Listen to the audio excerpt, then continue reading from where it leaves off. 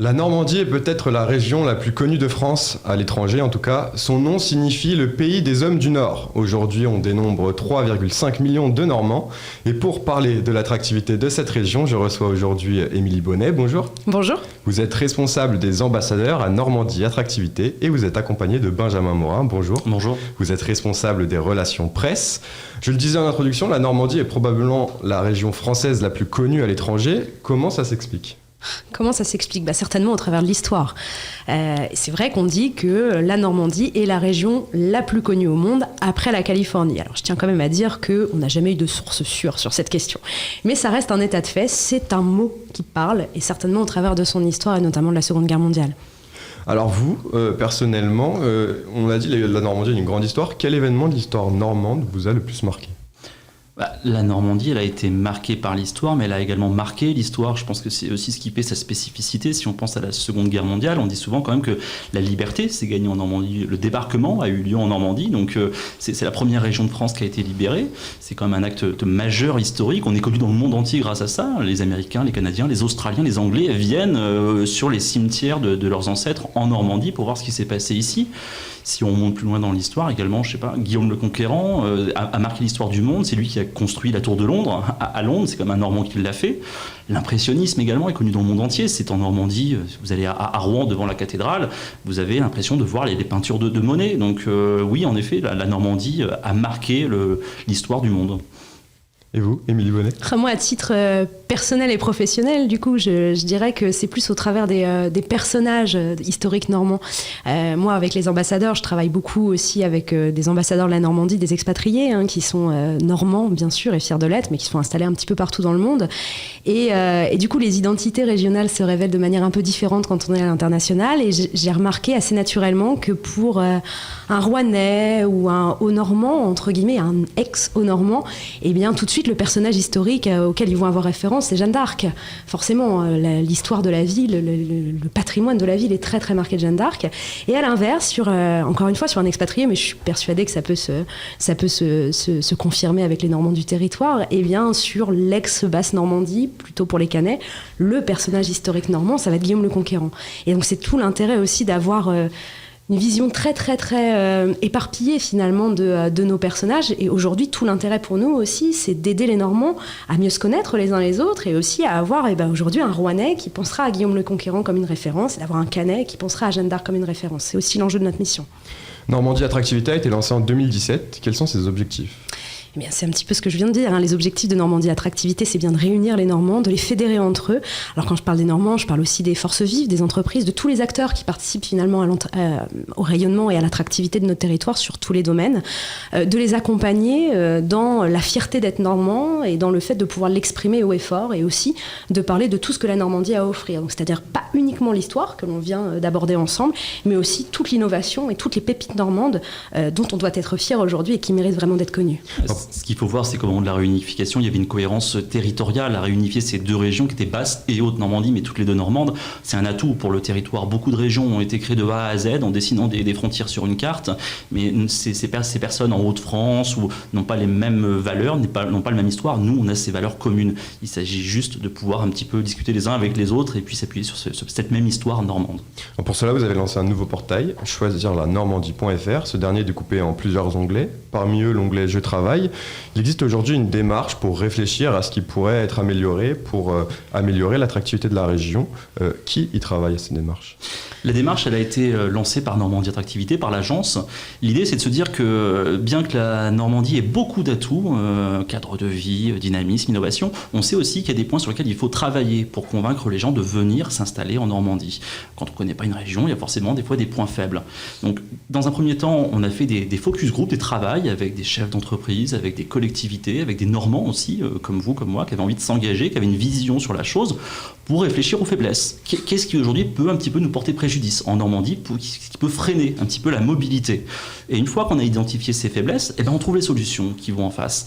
Et on initie des démarches, des projets, des idées qu'on va soumettre aux collectivités, que ces collectivités, ces entreprises pourront appliquer pour convaincre leurs futurs salariés, leurs futurs personnels de franchir le pas et de venir vivre en Normandie. Aujourd'hui, quels sont les points à améliorer ? Justement, j'allais te couper, entre guillemets, ou compléter du moins, c'est que une des premières grosses tendances de cette étude, alors encore une fois, c'est un travail au long cours, on est encore en train de travailler avec l'ensemble de ces acteurs à continuer à affiner les différents leviers, mais une des conclusions majeures, c'est que, en termes d'image, la Normandie n'a pas une image d'emploi. C'est pas une terre d'emploi dans l'imaginaire collectif, attention. Et donc, il y a tout un travail à faire pour redorer cette image et dire oui, il y a de l'emploi en Normandie, puisqu'on a aujourd'hui, que ce soit des collectivités ou des entreprises qui nous font remonter des besoins en termes de recrutement. Donc oui, il y a de l'emploi en Normandie, mais dans l'imaginaire collectif, on va avoir plutôt des images de bocage ou qui sont des véritables atouts, mais qui ne sont pas directement liés à l'emploi. Donc il va falloir changer l'image de la Normandie et dire oui, il y a de l'emploi en Normandie, il n'y a pas de problème. Et si on parle de démarches très concrètes, on s'appuie aussi sur ce qui existe, parce que certains territoires ne nous ont pas attendus pour essayer de tenter des choses. Je pense par exemple à Latitude Manche, dans la Manche, qui a une opération d'accueil de conjoints. Quand on emménage sur une région, on a un conjoint qui n'a pas forcément de travail et qui se pose la question, qu'est-ce que je vais aller faire sur place? Est-ce que je pourrais travailler? Cette agence accompagne les conjoints pour leur trouver un emploi. Dans le Calvados, il y a une autre démarche qui vise à proposer des week-ends aux futurs Normands, leur dire écoutez, avant de vous engager, déménager, venez passer un week-end, on vous accueille. On va vous montrer ce que c'est que le Calvados, par exemple, et puis après, libre à vous de décider de franchir le pas ou pas. Donc, il existe des initiatives. L'idée, c'est de voir ce qui marche, ce qui a fait ses preuves, pour le généraliser sur tout le territoire. Et pour toute question sur une future installation, il y a l'onglet « Demander à un Normand ». Alors, qui peut répondre à nos questions et à quoi sert cet onglet? Vous, par exemple. Demander à un Normand, c'est aussi une des répercussions très concrètes de cette opération. C'est de se dire que pour donner envie de venir vivre en Normandie, il faut participer au bon accueil, il faut bien accueillir les gens. Et qui de mieux qu'un Normand, amoureux de son territoire, fier de son territoire, connaisseur de son territoire, pour accueillir des futurs Normands sur le territoire. Donc, demander à un Normand, c'est une des innovations du site choisirlanormandie.fr. C'est vraiment l'idée de se dire, je me pose une question, n'importe laquelle, sur le territoire, je vais demander à un Normand de me répondre. Et nous, en tant que Normands, en tant qu'ambassadeurs de la Normandie, en tant que volontaires pour participer au bon accueil, eh bien, on a la possibilité de se porter volontaire, justement, et d'aller remplir un certain nombre de champs pour dire, je suis expert de tel et tel domaine, en fonction de ma vie professionnelle, de ma trajectoire individuelle, peu importe, et j'accepte de donner un tout petit peu de mon temps pour répondre à des sollicitations de personnes qui ont envie de choisir la Normandie. Et c'est vous qui mettez en lien les interlocuteurs entre eux? Alors, c'est la plateforme qui est construite de cette manière-là. Donc, c'est-à-dire que pour devenir volontaire, il suffit d'aller sur le site choisirlanormandie.fr, de rejoindre notre réseau d'ambassadeurs, puisque effectivement, être volontaire, c'est avant tout être ambassadeur. Et puis ensuite, de se laisser guider par la démarche. Je suis volontaire, quels sont mes domaines d'expertise, sur quelle zone géographique est-ce que je peux vous renseigner? Une petite photo et c'est parti. L'idée, c'est d'être très concret, c'est qu'on a tous déjà été étudiants en allant emménager sur une ville, on ne connaît pas la ville où on va s'installer, on ne sait pas si je suis étudiant, les coins où il faut sortir, si j'ai une famille, je ne sais pas où sont les écoles, où est-ce qu'il faut habiter, les transports en commun. L'idée, c'est que cette personne-là qui demain va venir s'installer à Rouen ou au Havre, elle puisse contacter un Rouennais ou un Havrais pour lui dire je viens m'installer à Rouen, où sont les écoles, comment sont les transports en commun, est-ce que c'est cher de l'abonnement à l'année au transport en commun, où est la boutique pour prendre mon abonnement, et très concrètement c'est un Rouennais qui va lui répondre. Alors il y a un onglet sur le site, c'est l'onglet J'étudie. La Normandie compte environ 100 000 étudiants et des villes comme Le Havre, Caen et Rouen sont parmi les moins chères de France. C'est important pour l'attractivité d'un territoire d'avoir une communauté étudiante importante? Oui, bien sûr, la jeunesse est un enjeu fondamental. Déjà, par rapport à la réunification de Normandie, il faut en parler.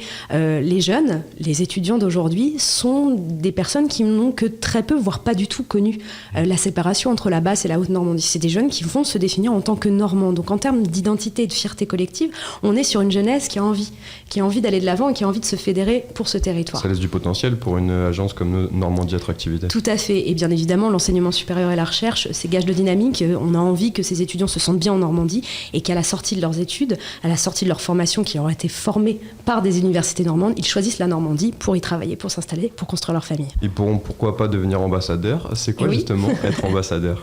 Eh bien, ambassadeur, c'est un très joli condensé de tout ce qu'on vient de se dire. C'est être normand, c'est être amoureux de la Normandie, peu importe finalement par quelle trajectoire de vie on en est arrivé là, et c'est avoir envie de s'engager, alors très simplement, en s'inscrivant sur notre site internet et en rejoignant ce réseau, à parler haut et fort de la Normandie, à en être le prescripteur, à ne pas hésiter à dire dès l'instant que l'occasion se présente, viens en Normandie pour faire ceci, viens en Normandie pour faire cela, savais-tu qu'en Normandie il se passe ceci? C'est vraiment s'appuyer sur la force du collectif, le mouvement, la fédération, pour donner envie de choisir la Normandie. Merci beaucoup, Benjamin Morin, d'avoir été avec nous. Je rappelle que vous êtes responsable de la presse, des relations presse à Normandie Attractivité. Merci aussi à vous, Émilie Bonnet. Merci. Vous êtes responsable des ambassadeurs à Normandie Attractivité. Vous pouvez retrouver cette émission en podcast audio ou vidéo sur notre site ou notre application Radio Sensation.